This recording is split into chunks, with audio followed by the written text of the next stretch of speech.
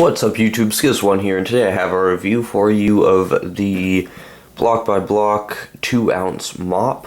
So as always, I'll tell you a little bit about the product itself, then we'll take it outside, do a few little tag tests, stuff like that. So first off, this is a 60 milliliter mop, 2oz. It's got a fair bit of ink in it, it's nice.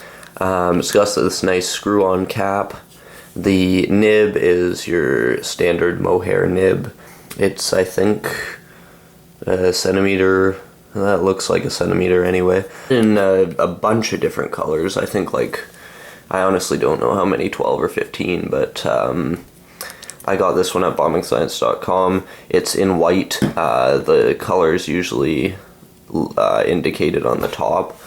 Yeah, it's basically your standard mop. I mean, I chose white specifically to see how a white would stand up to other colors, like under it, if the opacity holds up and that sort of thing, if other colors run into it, that kind of stuff like that.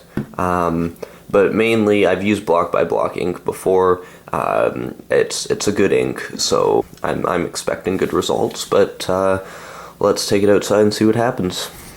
Alright, so I'm outside right now. We're gonna get the nib juiced up now and try a few tags out. But let's see how it writes on just some plain cardboard. There's some black lines in the background. We'll see how it stands up on that kind of stuff.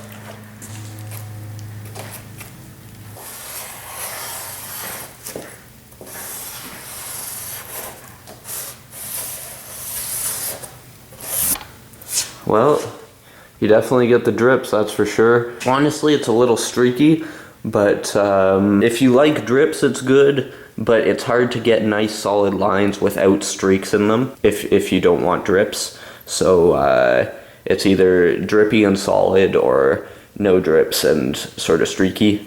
That's what I'm noticing. Let's try on some more rough painted cardboard now. So this has several layers of paint on it. We're gonna see just how well the nib can hold up here.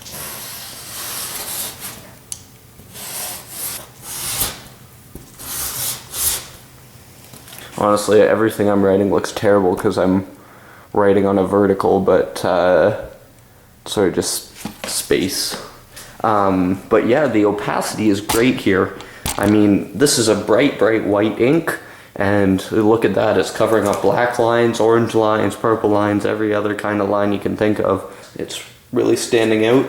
Even the stuff over here that's drying, the opacity is holding even through the drying process, so that's always nice to see. Let's try it out on some wood now.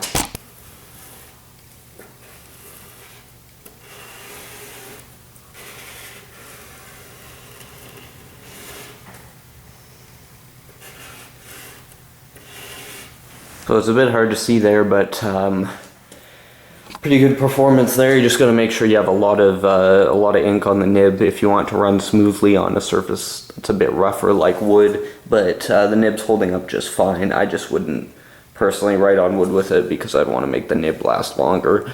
But if you want to crush on wood, go for it. It works nicely. The purple ink there, that's like bleed through on the run ink, so I wouldn't expect much to cover that up, so that's sort of a normal response there. So yeah, we're gonna go test a bit of metal now and see what happens there.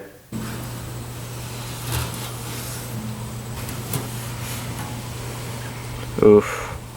I'm sorry about my horrible writing today. Today's not a good day for me, obviously, but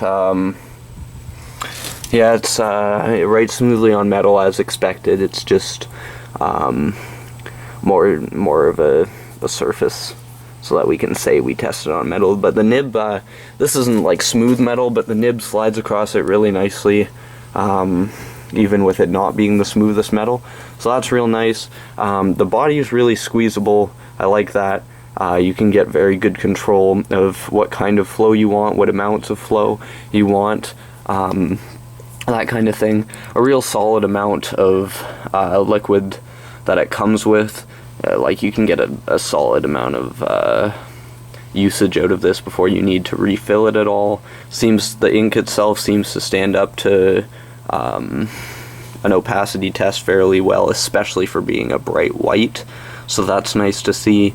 It's fairly affordable. I don't think I mentioned it's about $6 this thing, and it'll last you quite a while.